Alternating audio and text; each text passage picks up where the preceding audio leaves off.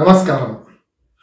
తెలంగాణ కాంగ్రెస్‌లో పరిస్థితులు, పరిణామాలు చూస్తుంటే యాదవ కులంలో ముసలం ముట్టినట్టు తెలంగాణ కాంగ్రెస్‌లో ముసలం ముట్టనుందా అని అనిపిస్తుంది.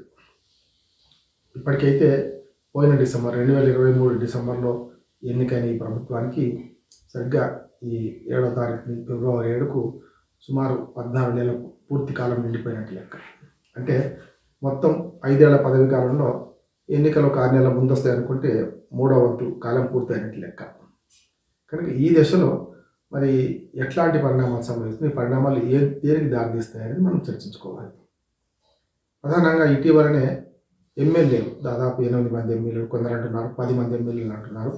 వీళ్ళందరూ కూడా ఒక హోటల్లో, కోహినూర్ హోటల్ అని హైదరాబాద్లో అక్కడ సమావేశమైనట్టు, అనిరుద్ధ్ రెడ్డి అని చెప్పి జడ్చర్ల ఎమ్మెల్యే దీనికి నాయకత్వం వహించినట్టు, అటు బాగా కాంగ్రెస్ మద్దతు ఇచ్చిన 2 జిల్లాలు పెద్దవి మహబూబ్నగర్, అటు పక్కన వరంగల్, ఈ 2 జిల్లాల నాయకులు ఈ ఎమ్మెల్యేలు ఈ సమావేశంలో పాల్గొన్నట్టు, ముఖ్యంగా ఒక కమిషన్ల మంత్రి గురించి మాట్లాడినట్టు తెలుస్తుంది. ఇది ఒకటి. అందులో చాలా రకరకాల రాగాలు వినిపించినాయి. మేము సమావేశానికి వెళ్ళలేదని కొందరు అన్నారు, వెళితే తప్పేంది అన్నారు, మేము కలిస్తే మీకేమిటి బాధ అన్నారు, డిన్నర్ మీటింగ్లు కలిస్తే అంతకంటే ఏముంటాయి అన్నారు, ఇట్లా రకరకాలు అన్నారు. దీనికి కొసమరిపు ఏమిటంటే మరి మల్లు రవి ఎప్పుడు కూడా మాట జారుడు, చాలా హుందాగా మాట్లాడతారు. ఆయన కూడా ఆ జడ్చర్ల ఎమ్మెల్యే గురించి మాట్లాడుతూ ఏదో ఫైల్ ఏదో ఆగినట్టున్నది, దానికోసం అసంతృప్తితో ఉన్నట్టున్నారు అన్నారు. ఆ ఫైల్ సంగతి ఎందుకు చెప్పు, మా కుటుంబ గౌరవం పెద్దది, మేము ఎప్పుడు కూడా ఇట్లాంటి చిల్లర ఫైలు చేయలేదు, ఎక్కడ ఫైలు, ఏం ఫైలు, ఏ మంత్రి గారి దగ్గర ఉంది, దాన్ని బయట పెట్టండి అని చెప్పి ఇటు మల్లు రవి మాటకు అడ్డం పడుతూ ఇటు పక్కన ప్రతి విమర్శ చేసిన అనిరుద్ధ్ రెడ్డి కూడా కనబడుతున్నాడు మనకు. ఇది ఒకటి, మొత్తం ఒకటి. రెండవది, కాంగ్రెస్ శ్రేణులు ఇప్పటికి కూడా ఈ కాంగ్రెస్ పార్టీ అవలంబిస్తున్న పద్ధతులు కానీ, ప్రభుత్వం చేస్తున్న పద్ధతులు కానీ చూస్తుంటే ముందు చేసే పని వెనక చేసే పని ముందు అనే పరిస్థితి కూడా అనిపిస్తుంది.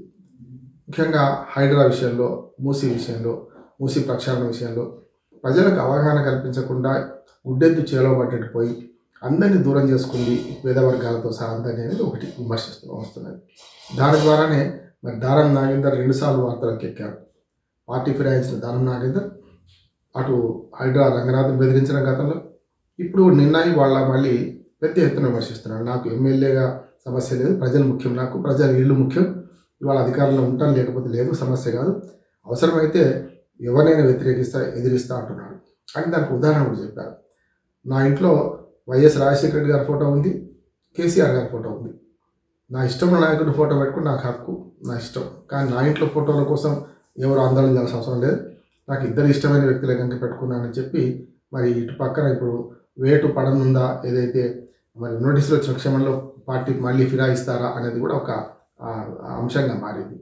అందుకనే ఇటు పక్కన ఫిరాయించకుండా మొదటి నుంచి కాంగ్రెస్ పార్టీని పట్టుకొని ఏడిచి పార్టీలో గెలిచి ఇవాళ అధికారంలోకి వచ్చినా మాకు ఎలాంటి పలుకుబడి లేకుండా ఉంటుందనేదా అనే ఎమ్మెల్యేలు సమావేశమయ్యారు. ఇప్పటికే 10 మంది పార్టీ మారి అరకొర పదవులు, అదేదో అరకపూడి గాంధీకి ఏదో పదవి ఇచ్చారు కదా, అట్లా చూసుకుంటే ఈ పదవుల విలువ ఉన్నది, ఇది తుమ్మితే మూసిపోయే ముక్కు అని చెప్పి ఈ రకంగా కొందరు మాట్లాడేవాళ్ళు ఉన్నారు.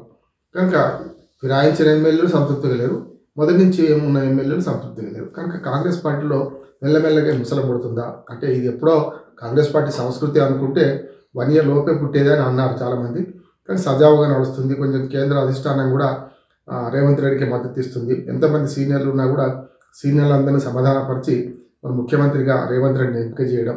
అప్పుడే కాదు, పిసిసి అధ్యక్షుడు అయినప్పటి నుంచి కూడా మరి వెంకటరెడ్డి గారు ఏమన్నారు, కోమటిరెడ్డి వెంకటరెడ్డి గారు 100 కోట్లు ఇచ్చి పిసిసి అధ్యక్షుడు తెచ్చుకున్నామన్నారు. అంటే డైరెక్ట్గా అధిష్టాన వర్గాన్నే డబ్బులు తీసుకున్నామని ఆరోపించారు. అట్లాంటి వాళ్ళని కూడా పార్టీలో సమన్వయపరిచి ఇటు సీనియర్లను, జూనియర్లను, ముఖ్యంగా జానారెడ్డి, వి హనుమంతరావు, అట్లాగే జగ్గారెడ్డి ఇట్లాంటి అసమ్మతి గళాలను అణచివేసి మొత్తం మీద తనదైన మార్కు రాజకీయాన్ని రేవంత్ రెడ్డి చూపిస్తుపోతున్నాడు. కొంత రాజకీయ చాణక్యం కూడా తెలిసిన వాడిగా, అటు కేసీఆర్ అటువంటి వాళ్ళని ఎదిరించిన వాడిగా, కాంగ్రెస్ పార్టీలో చేరిన తర్వాత దూకుడుగా పోయిన వాడిగా రేవంత్ రెడ్డి తనదైన రీతిలో పోతున్నాడు. కానీ కింద గోతులు తీసే వాళ్ళు ఎక్కువైంది అని మాట అంటున్నారు. ఉదాహరణకి ఇవాళ కాంగ్రెస్ పార్టీ ఎమ్మెల్యేలు పెట్టుకున్న మీటింగ్కు ఒక మంత్రికి వ్యతిరేకంగా మరొక మంత్రి మంత్రాంగాన్ని నడిపిండు అని ఒక మాట అంటున్నారు. అది కూడా నిజమే కావచ్చు, ఏదైనా జరగవచ్చు కాంగ్రెస్ పార్టీలో. ఇవి కాక చాలా రోజులు కాంగ్రెస్ పార్టీకి మన పిల్లర్స్గా ఉంది. చాలా సంక్షోభ సమయాల్లో కూడా చాలా బాగా కాంగ్రెస్ పార్టీలో పనిచేసి ఎంతటి నాయకుడినైనా అవతల వాడిని తూలనాడిన గట్టిగా విమర్శించిన సంపత్ కుమార్ మనకు ఆలంపూర్ ఎమ్మెల్యే గతంలో 2 సార్లు ఓడిపోయిండు. అయినా సరే గట్టిగా నిలబడితే ఆయనకు కూడా సరైన గౌరవం దక్కడం లేదని ఆయన అసంతృప్తితో ఉన్నాడు. అన్లక్కీ భాస్కర్స్ అంటున్నారు వీళ్ళని. లక్కీ భాస్కర్ సినిమా వచ్చింది కదా, అన్లక్కీ భాస్కర్స్ అంటున్నారు. అట్లాగే అద్దంకి దయాకర్ 2 సార్లు పాపం అక్కడ మన నియోజకవర్గం నుంచి నిలబడి తుంగతుర్తి నియోజకవర్గం నుంచి పడి 2 సార్లు ఓడిపోయి 2 ఓడిపోయినా గెలిచే పరిస్థితులలో చాలా గట్టిగా మాట్లాడుతున్న ఆయనను కూడా చాలా వరకు పక్కన పెట్టారు. కనీసం కార్పొరేషన్ చైర్మన్ పదవి కూడా ఇవ్వలేదు. ఇంతవరకు ఎమ్మెల్యే కాలేకపోయినా ఆయనకు కార్పొరేషన్ చైర్మన్ ఎంపీగా పోటీ చేయించడము అన్ని ఆశలు అడియాశలేని అని అన్లక్కీ భాస్కర్స్ వీళ్ళు బయటపడడం లేదు. కానీ వీళ్ళిద్దరు అసంతృప్తితో ఉన్నారు. ఇద్దరు కూడా దళిత నాయకులు. అటు పక్కన సంపత్ ఆలంపూర్, ఇటు పక్కన తుంగతుర్తి మాజీ మన నాయకుడు, రాష్ట్ర నాయకుడు, అట్లాగే అధికార పార్టీ దాని మీద. అట్లాగే కోమటిరెడ్డి రాజగోపాల్ రెడ్డిని గట్టిగా విమర్శించేది కనుక అది దృష్టిలో పెట్టుకొని ఆయనకు మొన్న ఎన్నికల్లో టికెట్ రాకుండా చేశారు తుంగతుర్తి కాన్స్టిట్యున్సీలు అంటున్నారు. నిజమే కావచ్చు. ఎందుకంటే తనను ఇప్పుడు కోమటిరెడ్డి బ్రదర్స్ రాజకీయాలు వేరుగా ఉంటాయి కనుక అందులో భాగంగానే అద్దంకి దయాకర్ను ఎందుకు కాకుండా చేద్దాం, పార్టీలో ఉన్న ఘర్కా నా ఘాట్కా అనే కక్ష పెట్టి చేస్తున్నారని మాట వస్తుంది. అసమ్మతి ఎప్పటికి వినిపించే జగ్గారెడ్డి లాంటి వాడు కూడా కొన్ని విమర్శిస్తూ మళ్ళీ మాట్లాడుతున్నారు. కనుక సరగమ పదని సన్నాయి నొక్కులు నొక్కుతున్నారు. ఇవన్నిటి మధ్యన రేవంత్ రెడ్డి ఇవాళ మరి అసెంబ్లీ సాక్షిగా ఇంకోసారి ఫెయిల్ అయ్యిండు.